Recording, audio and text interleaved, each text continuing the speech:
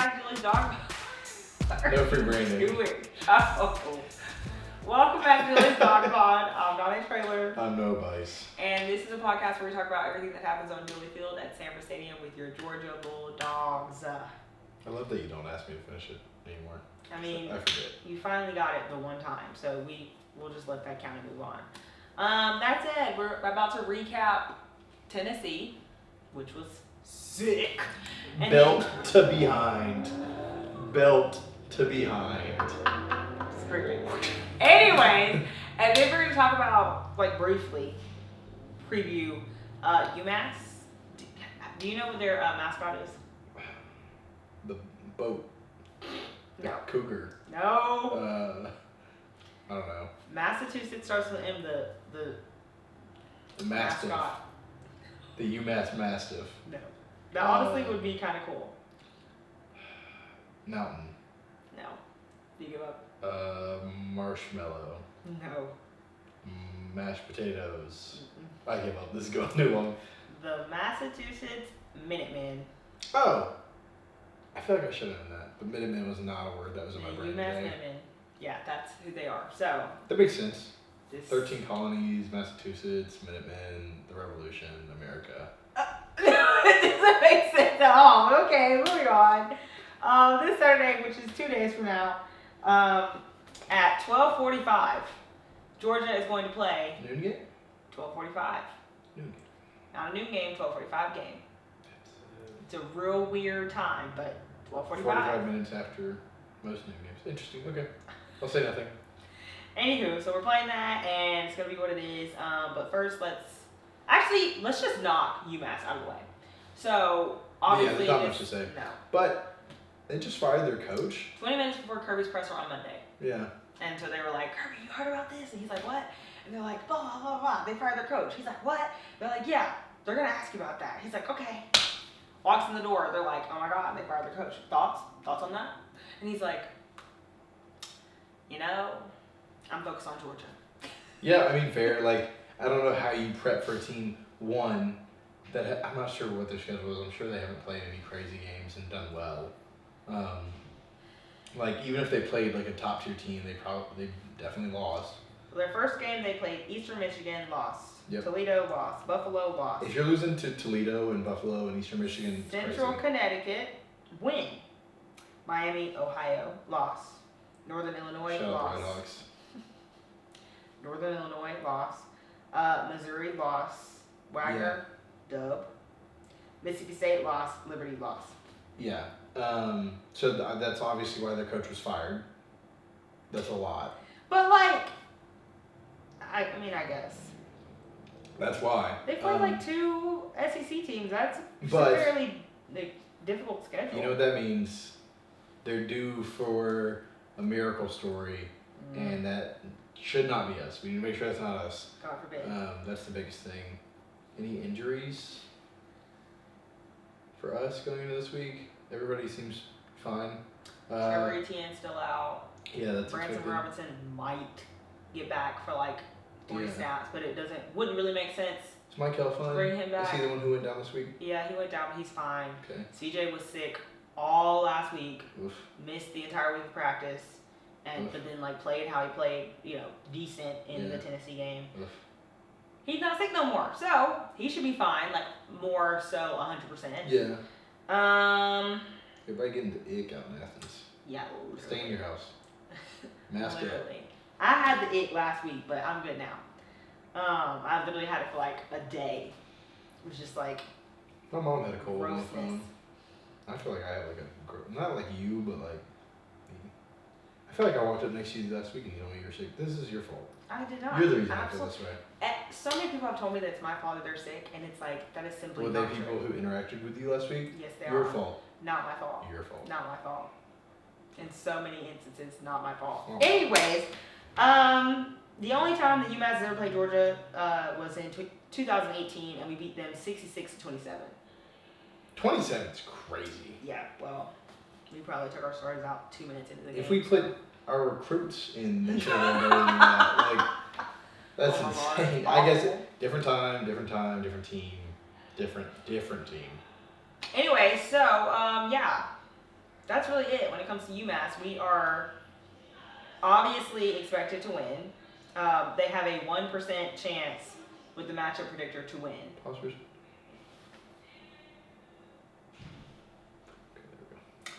1% on the matchup It's predictor. possible.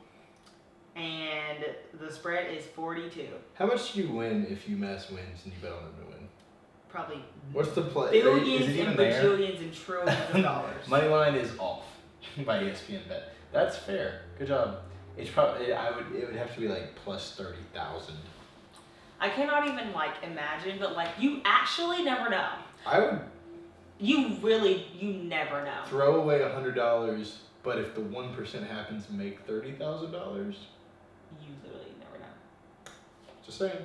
I'm dumb. No, I don't think the 42 thing will happen. The spread on that. There's just no way we're gonna have to score that much. I actually Maybe we do. honestly think we will because we need like just a powerhouse like That's fair. momentum building performance just to close out the season. So I think we'll probably do it, but you never know. I think that's a bigger deal against Tech, That's considering true. Tech beat Miami. That's true. Yeah.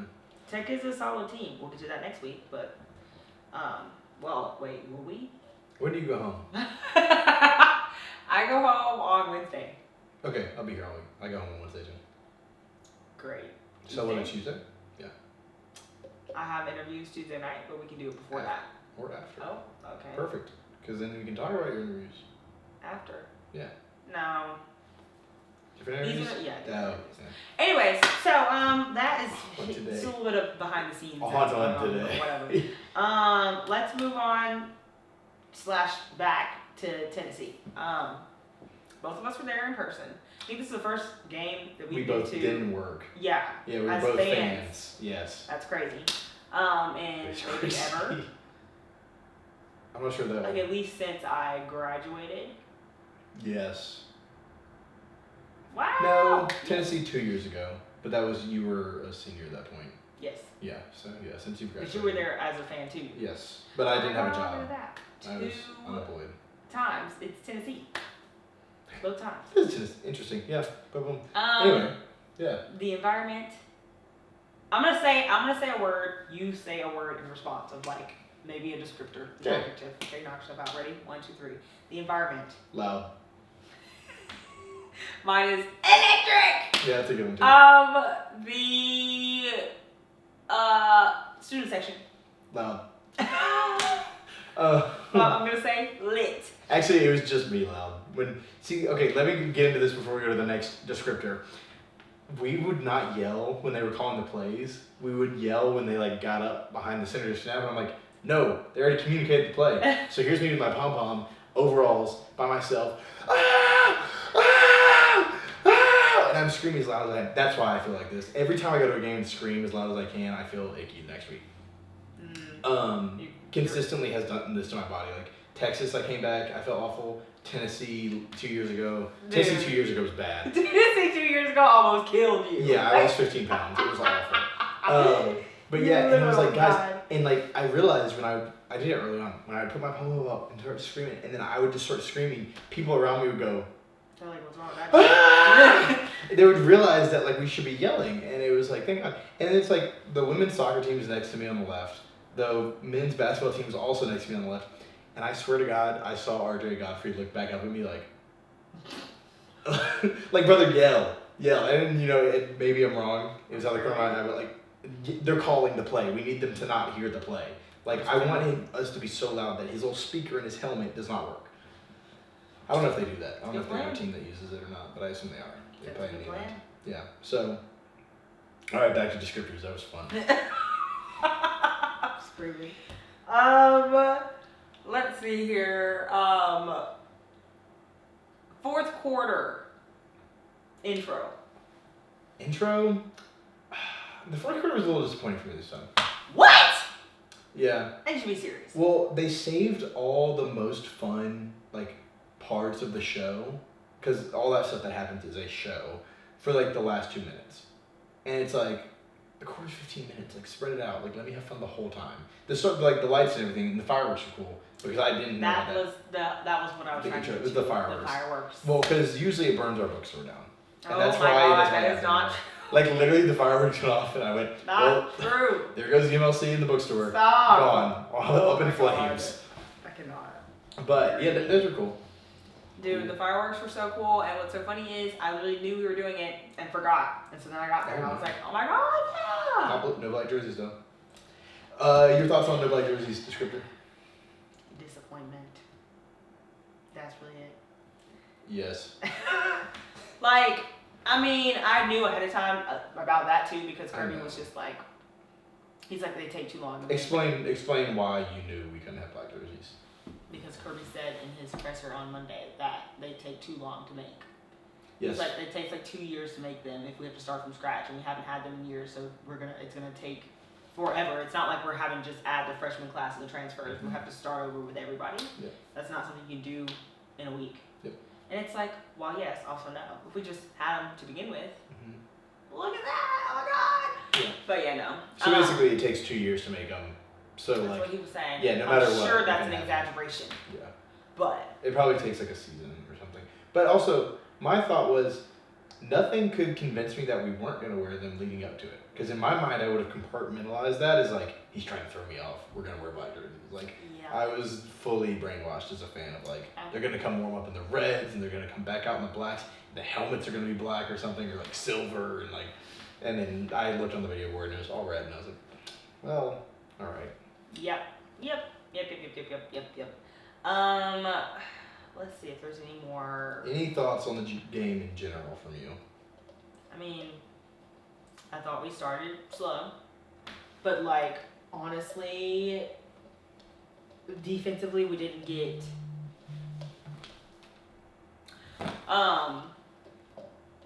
Like that first drive that they had where they went all the way down and like scored a touchdown, that was like tough, but at the same time, I feel like it could have been worse. Yeah. Like in the sense that at least we slowed them down and they had to like actually work for it. Mm-hmm. It wasn't just like bomb, done's over, that's it. Well, that took me back to like old good Georgia. Is let the team score on you, be really depressed for the first quarter, and then like bam, bam, bam, bam, bam, 700 to 0. Yeah.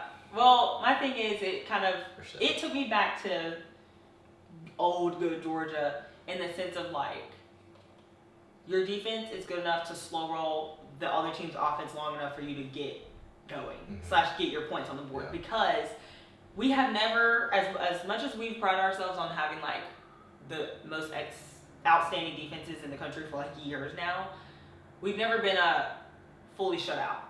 Oh, like never. Obviously that's something that the team and the defenses have like kind of gone for. It's like that's their standard is shutting out.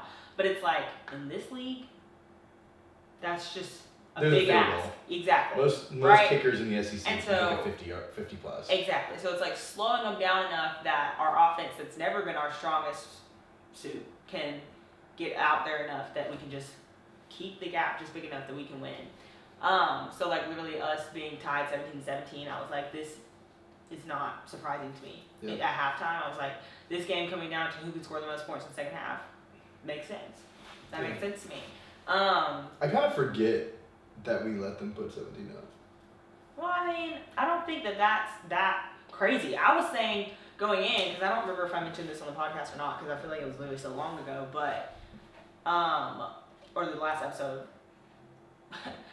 we went to film Georgia Tech on Friday last week, and so it was like me and Dakota. For basketball. For basketball, yes. And so, one of the creative guys, his name's Adam, he went with us or whatever. And so we're on the way over there and we're like, let's do score predictions for this basketball game that we're about to shoot and then Tennessee tomorrow. I don't know his last name. And so we're cruising or whatever. And I'm like, I don't see a world where Tennessee doesn't score at least 3 touchdowns. Like, that's all I'm saying. I'm not saying that we're not going to do the same and like, I don't know, it could come down to about field goals or whatever. That's what I was saying beforehand, obviously. But like, I was like, Tennessee's offense is strong enough, whether that be their freaking QB and receivers or their run game, which good. People exactly don't give a lot of, in my opinion, weren't giving the most credit to going in, me included. I think that I gave them the credit. I gave it to them. I think that I'm like, I think they will score 3 touchdowns. So the fact that they didn't, honestly, is a win in my book. Yeah, that's fair. But yeah, no. As far as like the game as a whole, like started out slow, we got going. Carson was cooking, in my opinion, like early on, even when it wasn't like we weren't getting touchdowns and scoring from it. It was more so, it seemed like he was having it was like a mindset shift when it came to decision making. And not, oh, this person's triple coverage, like I'm just going to see if I can barely fit the ball through this teeny tiny gap that's not big enough for a football. That's not actually there. It's literally not there. But I'm going to throw the ball away. I'm going to sail it into the stands. But the way that we could have freaking, in weeks past version of Carson, I could see an interception happening right before the half. But instead, he saw that nobody was open and sailed that ball into the student section / where the recruits were, right behind the, or right in front of the video board. Yeah. And I was like, people were so mad or whatever. They're like, who are you throwing the ball to? And then me and this guy in front of me were like, that was a good thing. I was like, yes. And I was like, because you'd rather him throw it away than throw it to the other team. Hello? Yeah. Or have a fumble or just make a crazy decision. Like, this way, not only is he getting rid of the ball and not having a turnover, nobody's getting hurt. Like, it's like, okay, oh my God, I don't see these, but I'm just going to chuck the ball to this person who's right here and they get lit up. And then now we're down to, like, hello? That was good decision making. It wasn't the best outcomes that were happening from it, obviously, but, like, sometimes having the least bad thing happen is the best outcome. Mm-hmm. And I feel like Carson was doing a phenomenal job of that this weekend. So I was like, who is this man? Yeah. It was great. From seeing both Texas and this game live, I think performance-wise, we looked our best against Tennessee. Mm-hmm. I think Tennessee may be a better team than Texas, based off of like seeing both games happen. And I will always say that like seeing a game live does not give you the perspective that you need to like really get a good look at like how the game is being played. Hence the reason I've gone back and watched it. Yeah. On the broadcast. Yeah. Also, noting something I said earlier, hence the reason why I know CJ was sick. Because I'm like, to anybody watching this, the 6 people who do, I don't want y'all to be like, oh, you shouldn't have shared that information because that's his private information in a sense, because I know him. I know it only because they said it on the ESPN broadcast. That's crazy. How'd they find that out? That's what you all were talking about this. I don't know. So Did he throw up live? No, they were just like, oh, he's been sick all week, has missed practice all week, but is like trying to go for this game or whatever. I'm curious where that came out from. I don't know. It's like the same, begs the question of like how they found out that London Humphreys had mono. Yeah. Like that's, where's the confidentiality? I wonder if there's people like going to practice and they see it and the questions get asked. I don't know. Like if somebody's not practicing. I don't know. I would think that it's like you have to put players who aren't going to be in the game on an injury report, whether it's being like questionable or not. But like listing the straight up reasons, that's where I'm kind of like, okay, it's kind of iffy. But anywho, that's besides the point. I just wanted to clarify that. But yeah, I thought we looked our best in this game. Carson absolutely looked insane. Yeah. He looked well. He looked like he was back in. It was like last year's Carson back. Yeah. I'll also say our defense this game, in my opinion, was better as a whole. Mm-hmm. But it's also too. I had not really thought about this entire freaking time. Anytime we've been talking about injuries, this, that, and the third, all this, that, and the other. Mess up. With freaking our defense, we have been missing Smile London so freaking drastically, and like I wasn't even thinking about that. Yeah. Like obviously when Michael got hurt, that hurt. When Warren was hurt, that hurt. Like Jordan Hall not being back for half the freaking season, that hurt. But like our defensive performance would not have been anywhere close to what it was if not for Smile freaking London being back. Like full on for the first time this year, because he played a couple snaps in Ole Miss game, but it was like that at that point we've already lost. Yeah. So it's like him and CJ being able to communicate, be on the same page. Like he's got more of a step than most of our other linebackers do. But it's not like saying the other ones aren't good, but it's to the fact of like he is one of the last, if not the last, inside linebacker from that era of like, oh my God, this Georgia defense has like a first round pick at every single position. Well, yeah, I mean, it's also the fact that like, this is the first time. It's like now I'm kind of able to maybe slightly understand / piece it together of like why we think that like linebackers can hang with receivers is because Smile can do that. Yeah. I saw him do that multiple times in this game. He's the only one I've ever seen be able to successfully do it, especially more than like once on like a fluke type deal. Yeah. And it's like maybe it's been, well, if he can do it, like we can do it type deal, and it's like, oh, lead by example, and it could work in practice or whatever, but then when you bring it to the actual game, it's just like not there. And so I was like, oh, that's where this is coming from. The fact that this man can actually do this or whatever. And so literally, like, I was like, this is absolutely insane. There's a couple plays, like I said, I'm still in the process of going back and watching the game over. I think I have like 5 minutes left in the fourth, so I've pretty much seen the whole thing. And it's just like, there's been multiple times when he literally looks like he might as well freaking be Malachi Starks. He's step for step with a receiver, and it just gets his hand in there and knocks the ball out. Yeah. So that's been crazy.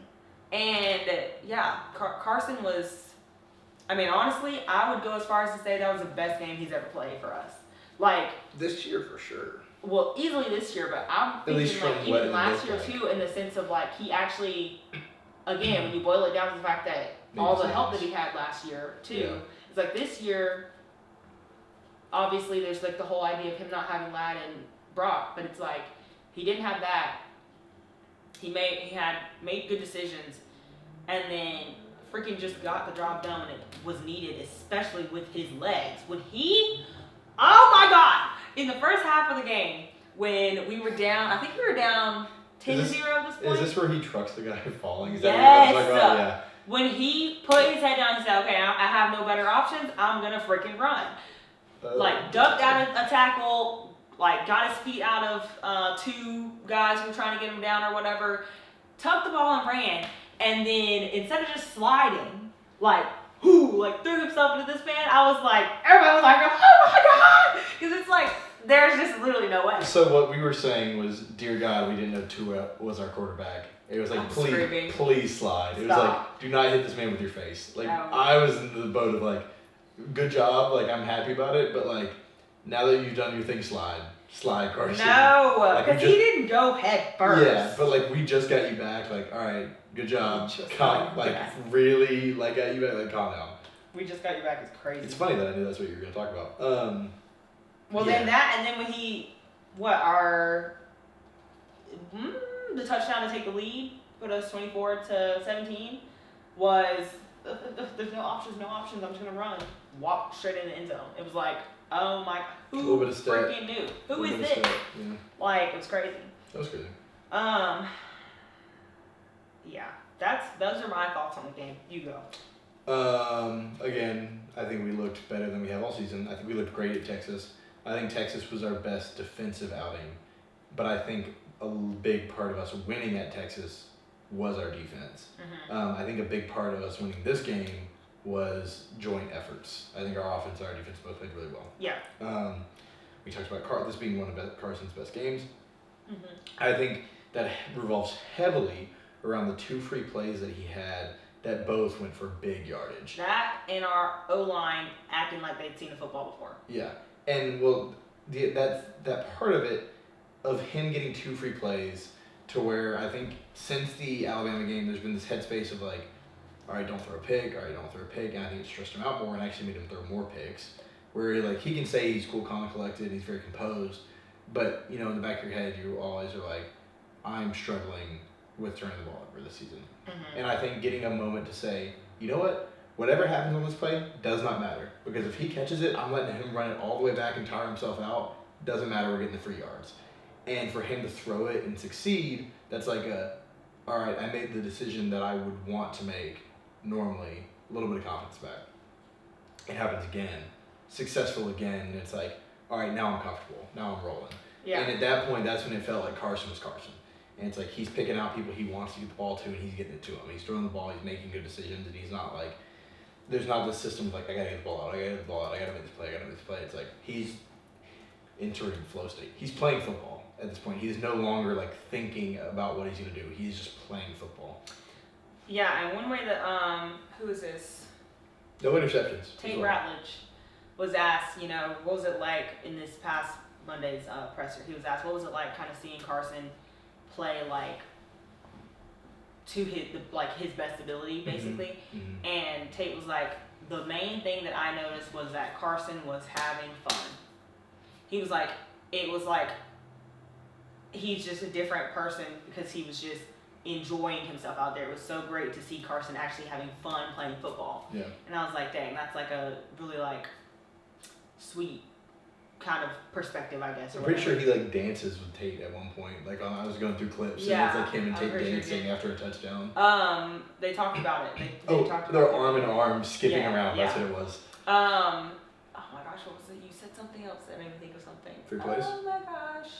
No, you said that you feel like that was when Carson was Carson. Yeah. I think that all started with the play that I was talking about, like when he the run tucked in. Yeah, that like I think that was like a I just did the dang thing type moment for him, and that started the momentum for not just him but for everybody. Like that ignited our offense. The truck specifically. And everyone was like, oh, and so then it's like seeing Carson put himself on the line like that. Yeah. Like that was a huge moment. And so then that just carries right on over throughout the rest of the freaking game. And it's like, we didn't let them score again. Also, Oscar Delp had an amazing game. Dude. That was the first time I've seen Oscar Delp play like he was supposed to. Like, we all thought he was going to play all season. I think coming in early on the season, he showed a little bit. Yeah. And it seemed like everyone was firing on all cylinders. London Humphreys made a catch that I still don't know how he made it. Bro literally had a man on top of him and just got it like this. Yeah, that was one of the... So that was insane. That was insane. And then Arian? Oh, that's an injury we didn't talk about. Dylan Bell, sorry. Dylan Bell got hurt or whatever. Remember his ankle? Oh, yeah. And he was in a boot. Yeah. And I don't know. I think that they said like super high ankle sprain or whatever. So we probably. I've heard that it won't see wasn't him this severe. weekend. That's what I read. It wasn't like a severe. He's not going to require surgery. Yeah. Because the other thing is, a lot of people who have these ankle sprains, they're like tightrope as soon as it happens. Yeah. So that's good. He won't have surgery, but we probably won't have him back this week. Which I think is fine. Maybe not back for Tech. I also think that's fine. Hopefully we win, obviously, both of these games easily. Nitro Tuggle played really well. Yeah. Which was sick to see for him as a freshman. I think that was like a spark of joy. He looked very similar to Pickens. He looked similar to Marcus, Rosemary Jackson, and it was cool to see a freshman get in and play well like that. But yeah, London Humphreys played well. Oscar Dell played well. Arian Smith made a great catch. That's what I was saying. So Dominic Lovett, he had one of the most stupid catches between him and London Humphreys. All I know is it was like he was inside, went outside, came back inside across, like towards the middle of the field. Had two receivers two DBs on him. And like caught the ball as he smashed into both of them. They hit each other. He lands on the ground and keeps running. And I'm like, I simply do not. It was a free play. It was a free play. Okay, and I simply do not understand or know how, like 2 or 3 plays prior, it's like this, wide open, like basically straight to him, and he drops the ball. But then this happens. Rules. And he freaking catches it. It's like, what? And then with London Humphreys, there was, I think also in this game, when he dropped a super easy ball that was touchdown ball. Put in his hand. Yeah, it was a touchdown and it's ball. like, what? But then he has this stupid, insane, how in the world did he even get that? Like, it seemed like the ball teleported type of catch. Yeah. And I'm just like, oh my God. We can do the crazy hard stuff, but not the easy stuff. Yeah. The 2 fumbles were crazy. Oh my word. They were back to back. So the first one, watching the replay, instantly in my head, I go, oh my God, a jet pass is a forward pass, so it's not a fumble. He never had possession. I was like, thank God. I literally looked at Alec and Wade and go, I love the rules. The rules are so great. And then it happened on, like, I think Delp fumbles on the next play, and I get back at him. I'm like, well. No, it was Arian Smith. Arian Smith fumbles on the next play, and I looked at him and I go, well, ball don't lie. But we got it back. We ended up coming out of crazy. it. So I was like, okay, yeah, whatever. We're like, we came out with it, so thank God. But like looking over them, like ball don't lie, it was like, that sucks. So yeah, overall a lot of good things. I will say there's room for growth. I'm always on the level of room for growth. I think some things that I wanted to see. The easy catches, for one. I also, to be fair, watching the game live, I said I wish it was chippier. Like, it felt like players weren't in the, like, I do not like you mindset of this game. And for me, Tennessee's kind of a rivalry in the last few years, where it's like Tennessee's been a really good team, we've been a really good team, both in the SEC, we play each other consistently now. Like, this is a game where you should hate the person on the other side of the ball. And, like, I get it. Like, you, like, especially in the world of college sports, you were friends with all these people who got recruited with you, you went to camps with these people, you know people, but there's a level of, like, oh, I want this to be chippier. And I get back on home and I'm on Twitter, and it's like, some player, like, I think Arian Smith, like, popped one of the Tennessee players in the, like, in the face mask after a play was over. Yes, and I hate to be that person because literally everyone's gonna say, of course you think that, but I think it was warranted. Yeah. The play the way that it happened is like the guy tackled him or whatever. It was a super big gain, and then he tackled him, and instead of just getting up and walking away, the guy got up and was like pulling his foot and dragged him like 5 yards across the ground for no reason. Yeah. And I'm like, part of me was like, the angle that it was in the broadcast, I thought maybe his foot is like stuck in his jersey or something like that. Yeah. But it kind of looked like he just had his leg locked up under his arm and was just dragging him. Yeah. And so then Arian got up, which this was right after the offensive PI call. Yes. So he was already pissed off. Yeah. Which he should have. I get him being pissed off. It was an offensive PI. I get him being pissed off. So he was already mad. And then the guy drags him like across the ground. So then Arian gets up or whatever and then just does that number, walks away. And the guy's like, ah. But the ref was watching the entire thing. That's why he didn't throw a flag. I was like, this is a great no call because he saw the other guy drag him across the ground beforehand. Yeah. It was a hot mess. But I saw that after and I was like, okay, so there was some chippiness. And then also, Arian's PI. God, Arian, stop pushing off. Well, see, like, my thing is, literally... Every time, like that specific one that I'm thinking of where he pushed off, the guy wasn't even looking at the ball. Yeah. If he just turned and caught it, he would have caught it. Yep. And Arian is a good player, but every single time a ball like that comes to him, he pushes off. And it's every single time. I think most of the time, it's not called because the other player's pushing Also too. pushing, yes. But it's like in this one case, because the guy was so lost, he wasn't even thinking to push him. And so then when Arian was like, oh, you're going to push me, I'm going to push you back. And he just pushed him. Yeah. It was a hot mess. He does it every time. And that's where I was like, Arian, stop pushing off. You're a really good receiver. You know not to do that. But I wanted to be chippier. And there was that. And then there was a kickoff that we had where two players on Georgia just annihilated one of the Tennessee like front line. No, I didn't see that. I did see where... one of the times in the second half, Anthony Evans called for fair catch, and then he caught it or whatever, and then the Tennessee player just like hit him, but didn't like take him out, and the ref was standing right there. And they didn't call and it. Everybody's like, oh. It was weird. I didn't understand the rules on why. I think it was because it was just so far after, and he kind of like scraped his butt, and he definitely oversold it. Like if you feel contact on that, you oversell it. I went back and watched it on TV. Why is it? He hit him for real. I was right there. He did not oversell it. He hit him for real. Like, not enough to put him on the ground because he, like, stood back up with him. Yeah. But, like, you can even hear their helmets make contact from how hard he hits him. And it's like, how is this not a penalty? I will have to view this myself. It should have been unsportsmanlike conduct, like, hit. Something.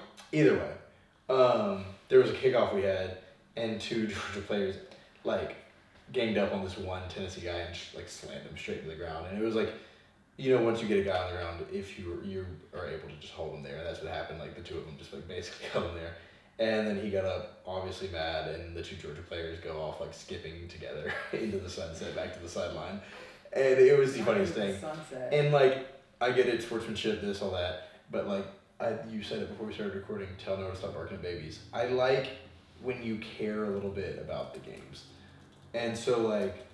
Sometimes I just want a player to be George Pickens and throw a guy into a wall. Oh my gosh. Sometimes I want you to feel so deeply about the game. And like, I get it. Also, in that, he had a helmet on. He's fine. I would like to see some more like chippiness from the team. Like something that happened this past week that I thought was a really good show of like, we're gonna like take you and mentally mess with you was Oregon jumping around when Wisconsin played jump around. And they totally switched the psychology on that of like, being a player on Wisconsin's team, they start playing the jump around part in their show, and the away team is celebrating. And that was not an easy game for Oregon. Oregon was down for a long time in that. And to see them like completely take over that moment, that's like our fourth quarter with like the lights going up, or like the swag surf or something, and just seeing the other team get hyped, like that was a crazy mental psych out. And sometimes I want to see us have that mentality of like, we're going to make this moment ours, and I do not like the person on the other side of the ball. That was how I felt. But that was also me in the student section yelling by myself for 4 hours or whatever it was, so I have my feelings. Yep, And I'm I not was gonna. right. I was about to say I'm not gonna invalidate your feelings. I, for one, think that's stupid. Not every game, like against UMass, be nice. It's like, be nice. But like against Tennessee, Yeah, I just like my only be concern rude. there. It's like I am like all for let's add to the competitive environment. You know, let's add some juice. Let's add some beef for funsies. But I'm just like, with us, when you got a target on your back, you start doing stupid stuff, and we get that's fair. penalized for it. Now I'm not saying that they should do what George Pickens did, but like, you know, have some. I just want to see more emotion, and maybe you could see that on the broadcast where I couldn't see it from like the stands as much, because the cameras get way closer than I can from where I was sitting. But I think we had good emotion. It was and I just think like we did every now and then. happy emotion Yeah. instead of chippy emotion. Yeah, I like the chippy emotion, and especially in a game like this when Tennessee's ranked above us, and we just dropped however many spots. So all that said, you said something that made me think of something I wanted to bring up about how like Tennessee, you know, it's like cross state line rival type deal. Mm-hmm. It's been a big game for us in recent years, blah, blah, blah. So one of the things that the commentators were saying for this game or whatever, they're talking about how like Tennessee comes in this game like looking to take us down because like this has become a really like chippy game over the last couple of years, like not chippy, but like more so like highly competitive. A big deal, yeah. And it's like they're like blah blah blah. Like Tennessee is right on the Georgia over these last like 3 or 4 seasons have. I'm paraphrasing what he was saying. Georgia has over these past 3 or 4 seasons become kind of like that top team in the SEC that like everyone's gunning for. But Tennessee has been right there knocking at the door over the like past couple of years, blah blah. And at first I was like, no, they haven't. I was like, it's been Alabama who's at the top, it's been us who's chasing them down. But I feel like we caught them the first natty year. And so then after that point, it technically kind of has been us. Yeah. And we just tripped at the finish line last year, or else we would literally have 3 natties in a row. That would make his point very, very obvious in the sense of like Tennessee's also been gunning. But it's also the fact that when I thought about it, I was like, yeah, the last like 3 years, the Tennessee game has been huge. And it's so late in the time. season, it means so much for Every playoffs. single time it's been so good. The game where you literally almost died, like, and that was the craziest environment I've ever been in. For this one, personally, it is not the same, and I think the only reason I think that is because I wasn't in the student section. Yeah. If I'd been in the student section, I'd probably be another one of those moments where it's like I literally cannot hear myself think. Yeah. Because it was extremely loud where I was, but like I said, I wasn't even like I was like, if this is like the stadium and like the end zone is here. I was like in here. this part. You were like in this part. Yeah, we were kind of And then I'm by the bookstore. You're towards the cemetery side. Yeah, I'm on that side, but like if you're looking at it from right the corner. right corner, yeah. And so, yeah, all that said, like Tennessee has been gunning for us for years now, but we've won 7 of the last 8 times we played, which is, yeah, it's like it's giving go dogs. And so, like, literally, we freaking the fact that when they had Hendon Hooker or whatever, and they came in, it was 1 versus 2, but technically 1 versus 1, so it was like we were 1 and 1, that whole thing, and then we freaking sacked the man 3 times in a row, and he ran screaming and crying back to his sideline. I was like, oh, look at that, wow, we win. And the fans did a really good job this past week. It was like, what, 6 jumps that Tennessee had? Yeah. Like offsides in some capacity? Yeah. We affected, it was weird because it was almost like we affected them more defensively. Which is like what? But anywho. And so then when we were quiet. Yeah. Yeah. It's like they were like, wait, oh my god, we can hear them talking. Yeah. Wait, what the heck? Yeah. And then jump. And so then literally what? And I so can hear them talking. Tennessee being a valid team is valid. But it's just like they have become like an op for us. We've been one of their biggest because they're almost top dog, but they can't beat us. I'm like, are we there, Alabama? How funny is that? Tee. When I like think about when you were saying that, that's what came to mind for me is like we're the one team they can't beat, and it's like Alabama is the one team we can't beat. You know what I mean? Tennessee can do it. Yeah, apparently. And then you also mentioned just like Oregon and their tough game. So Oregon obviously is the team at the top of the world right now. Dan Lanning is a psychopath, and I love him. Everyone loves him. I miss him. Everyone misses him. But Oregon barely won, right? In my opinion, they had their version of our Kentucky game. Yes. This week. In a even more extreme scenario, because it was Wisconsin. Yeah, it was rough, but they won, and so hey, they stay where they are. Another team who didn't have the most convincing performance of all time this weekend, that's at or near the top, is Texas. So Texas this weekend played Arkansas. Arkansas. It was close. It was like a field goal. It was close throughout the game, and they ended up winning 20-10. So it wasn't like as much of a blowout as people were like saying it should be or whatever. Yeah. And Arkansas's always slept on. Well, Arkansas is also one of the teams like freaking App State where they just they be doing that, yeah. And just all of a sudden it's like what? Woo pigs. I'm very excited for this Kentucky-Texas matchup this weekend. Shout out my boy Brock. Your boy Brock, like literally, our boy Pop. Like who freaking knows Brock and Pop? Brock and Pop. Brock, Pop, and That's it. Drop it. Pop. I was screaming. Anyways, yeah, that has the potential to be real interesting, to say the least. I'll probably watch that rather than the UMass game. Well, our game will almost be over at that point because our game's basically noon. This one's 3:30. Oh, perfect. So maybe we'll have a running clock / maybe do like a 10-minute fourth quarter, and we can just be over and done with. So we're ready to get to this game. You work this week? No. Thank God. Great weekend. Hello. And then stop. Texas.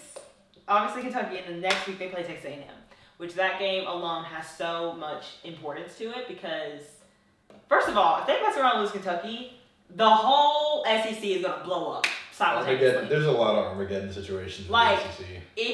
If Texas loses to Kentucky, we are clear of our Armageddon situation. We've played all the games. Yeah, we don't have any more SEC matchups left. But there are people who be having matchups left.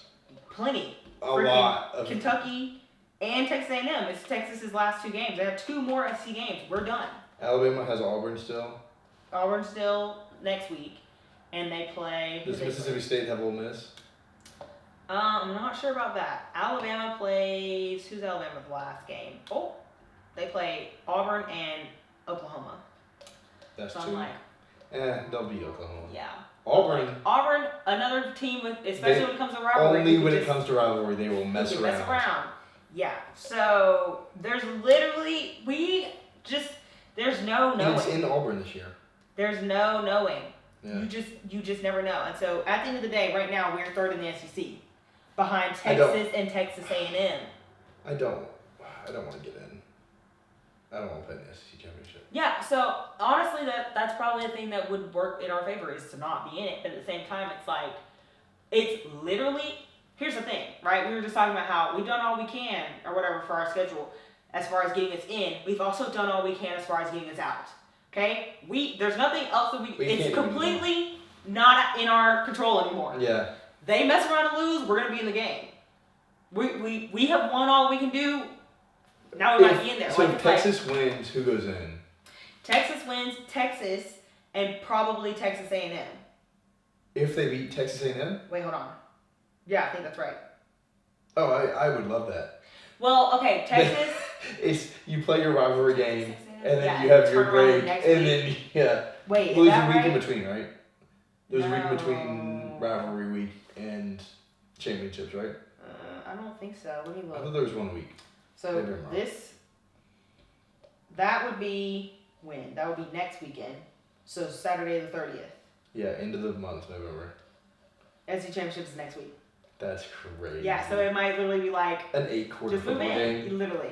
Now that all said, I think that's how it's supposed to like shake out because it's like Texas winning, they're gonna automatically be in because they only have 1 loss this year, and then but Texas A&M would then have 2 losses. Yeah. So yes, they then have 2 losses. So I think actually then it would go to Alabama. Okay. Unless Alabama mess around and lose to Auburn. Exactly. Or to Auburn. But then Texas A&M, they don't have another difficult team either, except for obviously Texas at the end of the year. But Texas plays Kentucky, so it's like the whole entire huge deal here is. I hate the SEC this year. It sucks. Why would we let Texas and Oklahoma join? It's so stupid. Is the fact that Texas is and the Texas South. A&M are the only 2 teams with 1 loss. Please explain to me how Texas is in the Southeast, the Southeastern Conference, the SEC. Texas is the central of the country. Okay, so. It's also from here to here. Sure, right? You want to. Sure, we can go talk about that all day. If you really want to talk about it, look at the ACC. That's it. Just the ACC. If you really want to talk about it, why Notre Dame is independent when they should just be in the ACC? Stanford is in the ACC. Do you know what ACC stands for? Atlantic Coast Conference. Thank you. Where did they touch the Atlantic Coast? Where did they even come close? It's still a long way to around. the Atlantic Coast. They go through the Panama Canal. Like, I need everybody to be so serious. Anywho. Who else is in the ACC?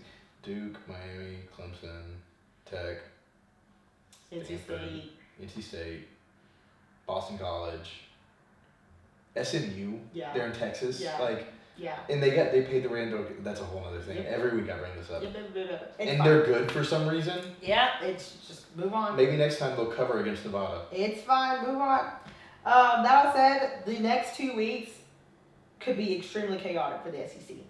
Maybe I just won't watch anything. The only thing that literally like we said, we've done all we can do. It's just looking at what's going to shake out with the SEC championship, and then just watching the playoff. Because right now, the current college football playoff bracket has us as the 11th seed. That would be so much fun. We would host Yeah. a playoff game at Stanford, That would be so much fun. which is sick. We host Penn State, and then we play Miami in the second round. You know what would be even more sick? If we took Ohio State's spot, played BYU, and then Boise. Yeah, that'd be kind of crazy. And then I think Oregon being on the other side of the bracket is important. I think a lot of people have Oregon and Georgia in the Natty. Should it go that far? And I think that would be a fun matchup as well. So, just my thoughts. I mean, Indiana's a fraud. They're going to lose to Ole Miss. Ole Miss is going to beat Indiana by 1,000. and then Ole Miss, Texas. I don't know who wins that game. I think that'll be a good game. Either. I think that'd be a really good game. It's going to be real interesting. I think that I Ole think- Miss's defensive line has. If they play like they did against us, they beat Texas. Yeah. And But then, can we beat them? that's the question. Do we have a rematch in the freaking playoff? Which I think favors us. I do too. I think any SEC matchup that becomes a rematch of the I think previous even us season- versus Texas. Yeah, I think Texas has a good chance. I think we win. I think anytime the team that lost in the regular season has a playoff game against the team that beat them, the losing team has a better chance of winning than they did the first time around. I can see that, but I think in this case, like, Everybody is trying to run the block again. especially because Texas is the only, like, we're the only team that they lost to. Mm-hmm. Yes, to your point, they might have a vendetta of like, Also, we're yeah, gonna get you back. We're the But it's also boogeyman. exactly. yeah.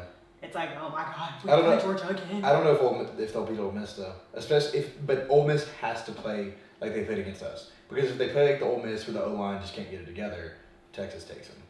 Yeah, So there's a lot going on here. The fact that I love college football. you have BYU and Boise State and The best part about it was that it was Obviously just Notre crazy Dame, stuff going on. which is just stupid, which we've already touched on that, but it's just whatever. We cannot say. Notre Dame making it into the playoffs is insane to me. insane. Yeah. Frauds. And I mean, every Notre Dame fan knows the cycle. Play good, independent all year, lose a few games, work your way into a playoff contention, immediately lose in the playoffs, and then be pissed for the rest of the year, and then come back next year and be like, this is our year. This is our year. And then do it all over again. Because they are consistently good enough to be in a playoff talk every single year. And then if they make the playoffs or any sort of like realm close to it, in the first game that matters for them, they lose. And because they're independent, they always hang on the outside. Because they were conference, they could go and play their conference game and win it and force their way in. But because they're independent, they always live on the outside because they have no conference game to win and prove themselves. And they end up just getting washed. And all their fans whine and cry about it on Twitter and Reddit and X and Threads now, whatever forum you exist on, the Facebook community page for Notre Dame fans. And they just whine. I hope none of you like Notre Dame. Both of us being like, we're not going to talk about it. Noah going on a 5-minute monologue. Just saying. Yeah, I mean, it's really crazy because it's like when you think about it, right? It's like when you look at how many spots are actually available. It's such a big bracket. Don't even get me started on the thing of like, if the SEC was the way it is this year, last year, where there's not 12 teams in the playoffs. Well, my thing is, I wouldn't even say it's such a big bracket. I would honestly say if you're going to have 4 buys go to people who are the conference champions, you need to add, I would argue, okay, I'm not going to say I would argue, but I would say there's an argument to be made that you need to have 16.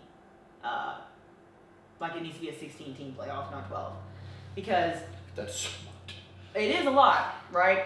When you look at it again, the fact that we're losing 3 spots out of 12, so that's a fourth of the playoff is taken up by BYU, Boise State, and freaking Notre Dame. You can't. They're the problem. My thing is, I want Boise to make it in. Because it goes from being, what is that?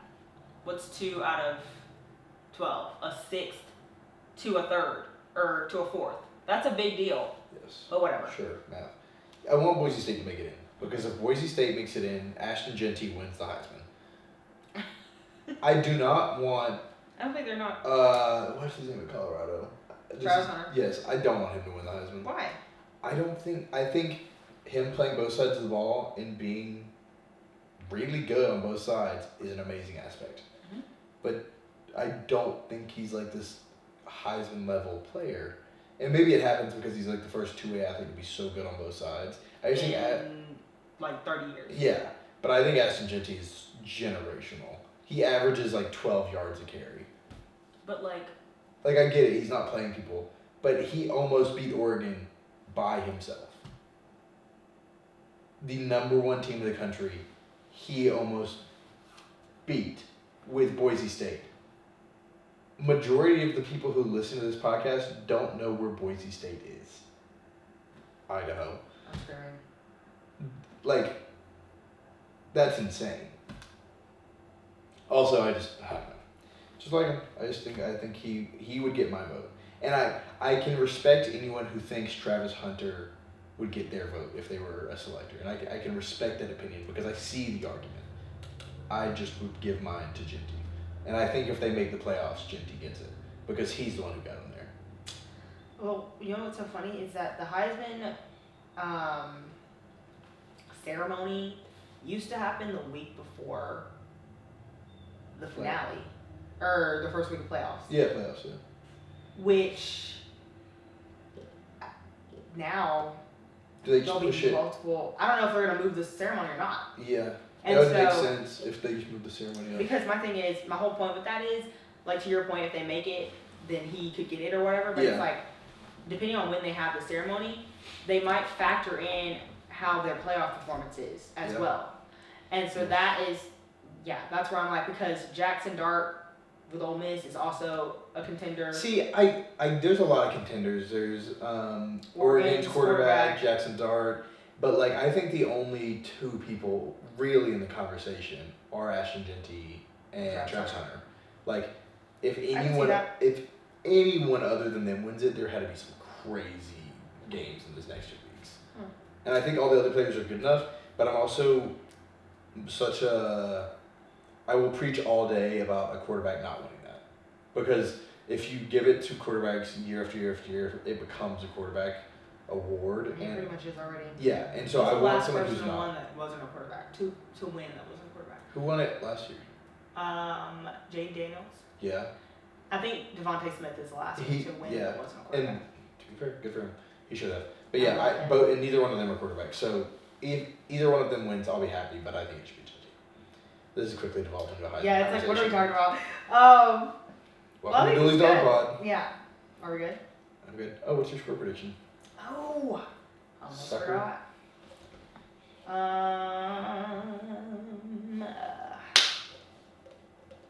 Dude, I literally have no idea what to say for this. Like, do I think we have a little casual week prepping for Tech, who's a good team? Or, hey, look, they beat ranked Florida State.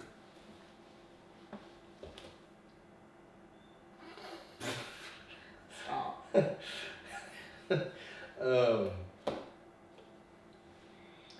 Do we go out and destroy them, or do we go out and be like, oh, we have a big game next week, let's relax a little bit? I don't know. That face is something interesting. Actually, that's gonna be my guess.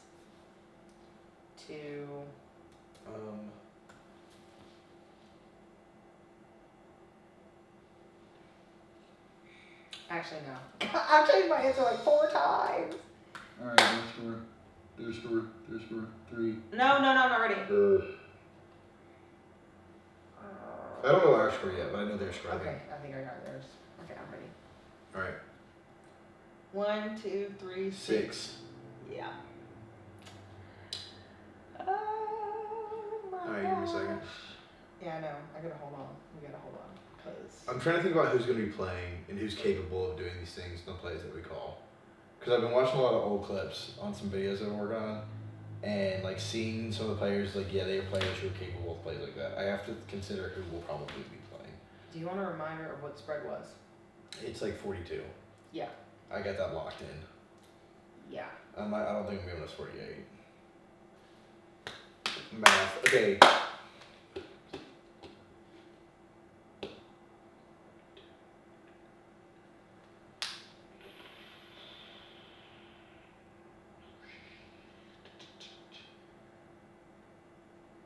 Okay.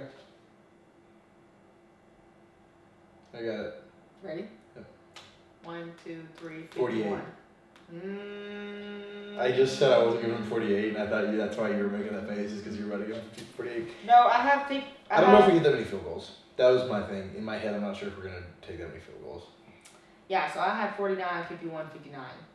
And I settled on the middle ground of 51. Yeah, I think I'm happy with 6 touchdowns, 2 field goals. I could see that. You said 48 to 6. Yeah, exactly the spread, so it pushes. I could also, I don't think they get 10. I don't think they get 10. I could see them getting less than 6. I could see us getting like 36. I think in my watching old plays, I just watched like Kenny McIntosh go off for like a 75-yard run or like a 75-yard reception, and like Brock Bowers for one. And I just don't know if we have the explosive plays like we did in those seasons that I've been looking back at to like break off for like an 80-yard play.